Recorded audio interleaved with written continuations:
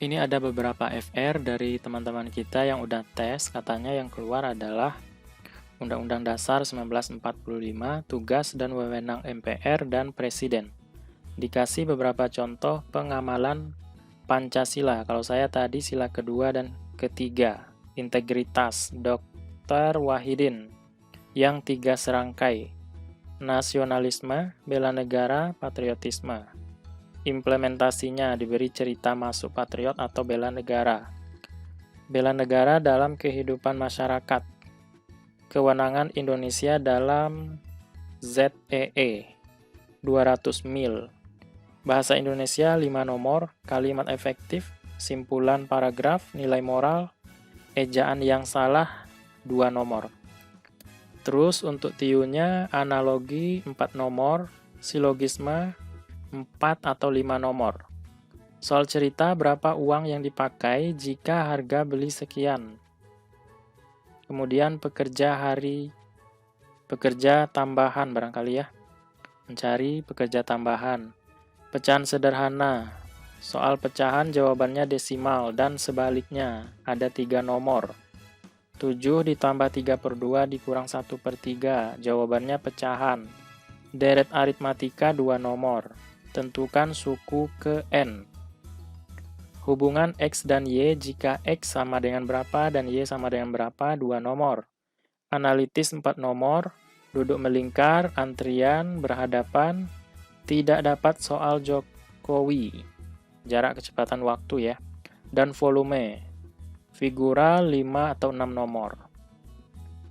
Terus TKP-nya. Soalnya pendek, tapi untuk menentukan jawaban membingungkan. Ada yang mirip 2-3 jawaban. Soal tentang TIK ada 6-7 nomor. Bagaimana tindakan kita jika ada yang menggunakan akun kita di sosmed? Penggunaan mesin scan tetapi penggunanya masih awam. Sebagai pemimpin tindakannya apa? Terus ada juga yang dapat tentang TWK-nya integrasi. Pengamalan Pancasila, sikap yang baik dalam kehidupan sehari-hari. Lembaga negara ada 3 soal, bela negara. Nggak ada pasal-pasal, nggak ada. Nasionalisme juga nggak ada. TIU seperti yang lain. Ada figural, silogisme, deret ribuan, pecahan, kecepatan, perbandingan X dan Y. TKP-nya soal panjang-panjang, waktu habis sama TKP. Siap-siap aja fokus baca cepat dan tepat. Terus TKP di bagian ini yang sebenarnya paling bikin nervous. Karena trauma di tahun lalu, nilaiku anjlok di TKP. Alhamdulillah tahun ini dapat lumayan. Sekedar tips, saya ngerjain dari TKP dulu, biar fokus. Karena kalau udah akhir-akhir, kepala mulai nyut-nyutan. Setelah itu ke TWK, lewati yang susah atau bingung. Jangan diulang-ulang baca soalnya karena menyita waktu. Lalu ke TIU. Untuk TKP, ada 2 opsi yang paling ketara nilai 4 dan 5. Jujur, saya banyak ubah jawaban di menit-menit akhir. Setelah ingat tips dari bimbel, cari atau fokus pada opsi yang mengandung kata berkoordinasi, membantu anggota tim, proaktif, lalu sesuaikan opsi dengan kisi atau keyword di atas. Terus ada lagi TIU, dapat figural kurang lebih 8 soal. Silogisme sederhana, hitungan pecahan sederhana, hafalkan pecahan istimewa. Tadi banyak dapat pecahan 2/3 atau 0,6667. Kemudian jika X sama dengan 2/3, P-nya sama dengan 1 dikurang 2X, dan Q 2 ditambah 3X. Tentukan hubungan P dan Q. Soal seperti gini ada 3 soal. Tentukan perbandingan terbesar antara TB dan BB. Apa tuh? Posisi 6 orang duduk melingkar. Penalaran analitis. Tentukan urutan parkir 4 bos. Penalaran analitis. Perbandingan berbalik nilai 2 soal. Padanan kata ada 3 soal. Banyak yang keluar dari FR. Terus ada lagi untuk TWK-nya peran Indonesia di MEA. Peran Kasman Singo di Mojo. Pada saat sidang BPU PKI membicarakan tentang pasal syarat jadi presiden harus beragama Islam, Peran Soekarno menunjukkan integritas titik-titik. Pasal 7C, kenapa Presiden tidak boleh membubarkan DPR? 5. Hubungan sila pertama dengan persatuan dan kebinekaan. Betul kata FR lainnya. Soalnya kebanyakan nalar. Saranku baca opsi baik-baik. Fokus ke kata kunci di atas soal, lalu pilih jawaban sesuai kisi atau keyword. Tidak menyebarkan hoax merupakan wujud Pancasila sebagai. Nah, itu dia beberapa FR tadi.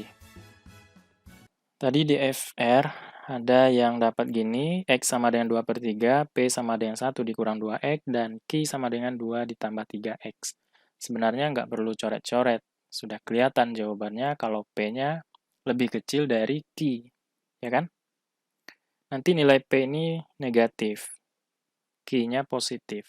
Tapi kalau belum kelihatan, coba kita bahas dulu. P sama dengan 1 dikurang 2X.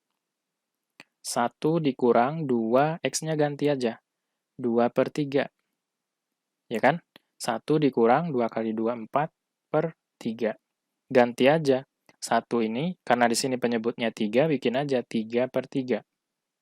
3 bagi 3 kan 1. Dikurang 4/3.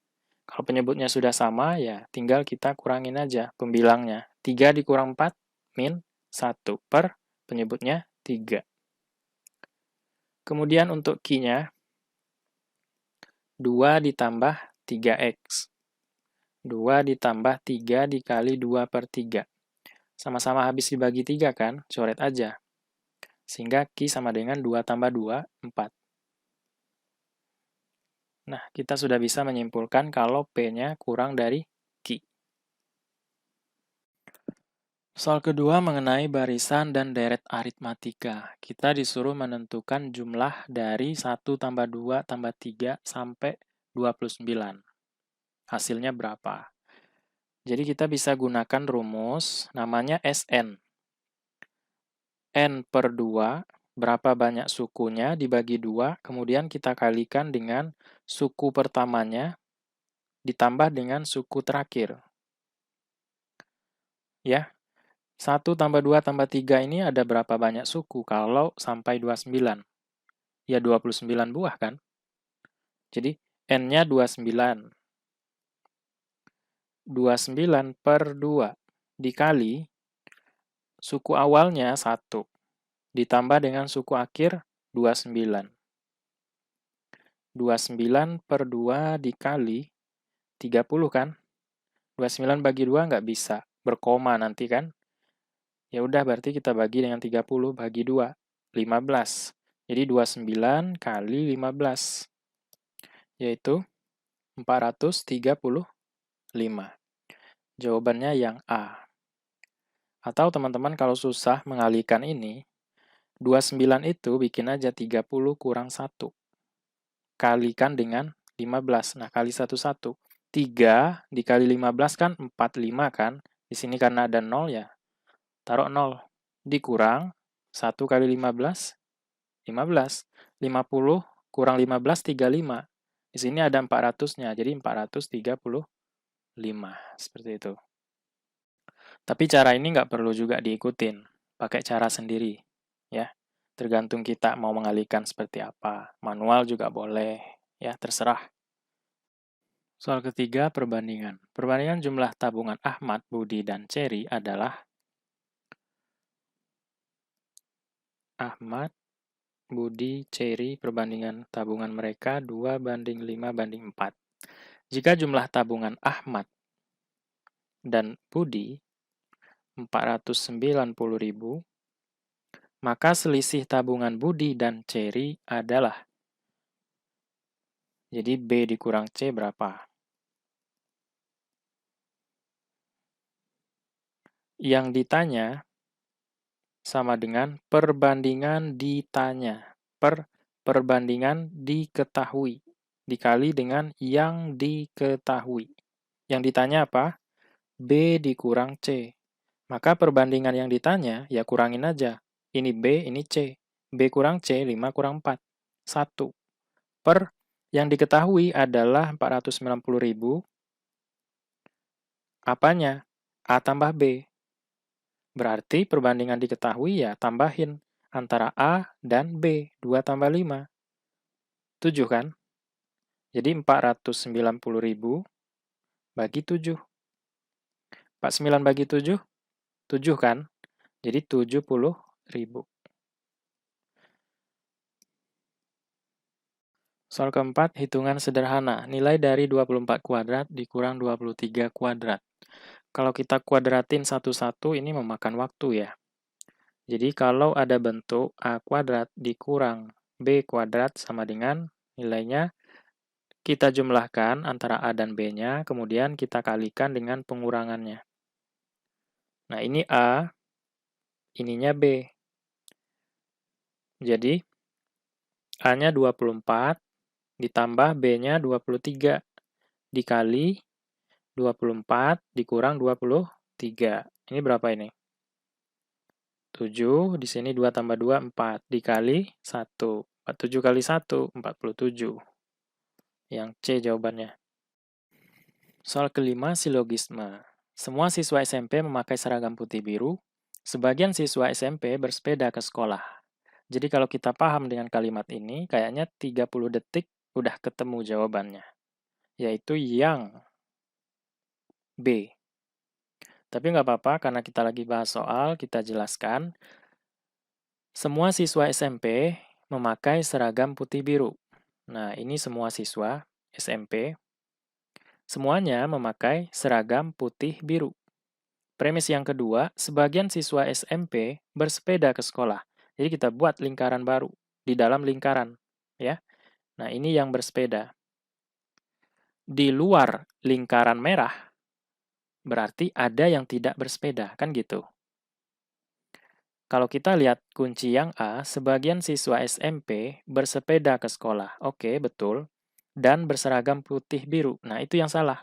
Maksud kalimat ini adalah, sebagian siswa SMP bersepeda ke sekolah dan sebagian siswa SMP berseragam putih biru.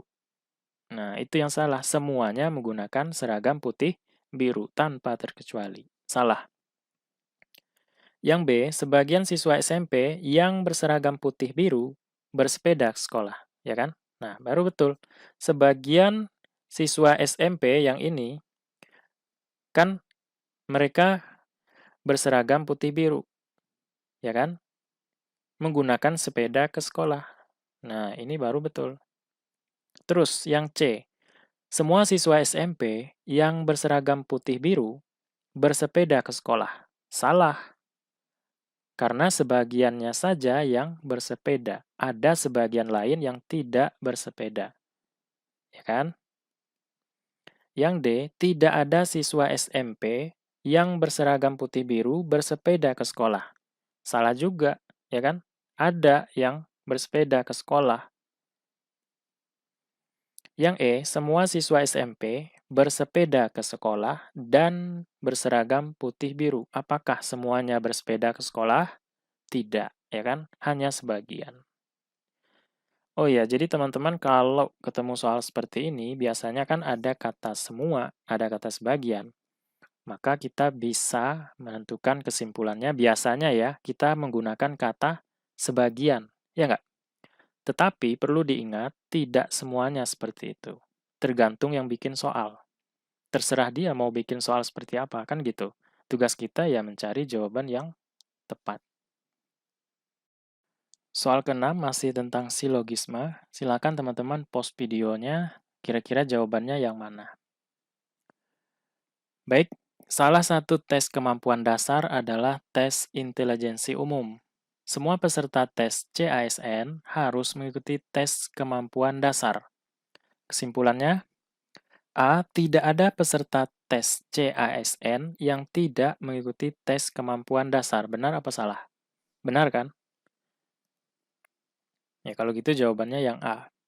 Kalau yang B, sebagian peserta tes CASN mengikuti tes kemampuan dasar.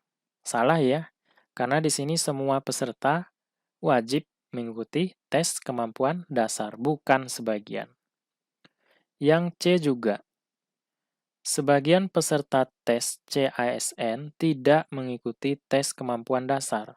Ya, kalau peserta tes CASN, ya wajib mengikuti tes kemampuan dasar. Salah.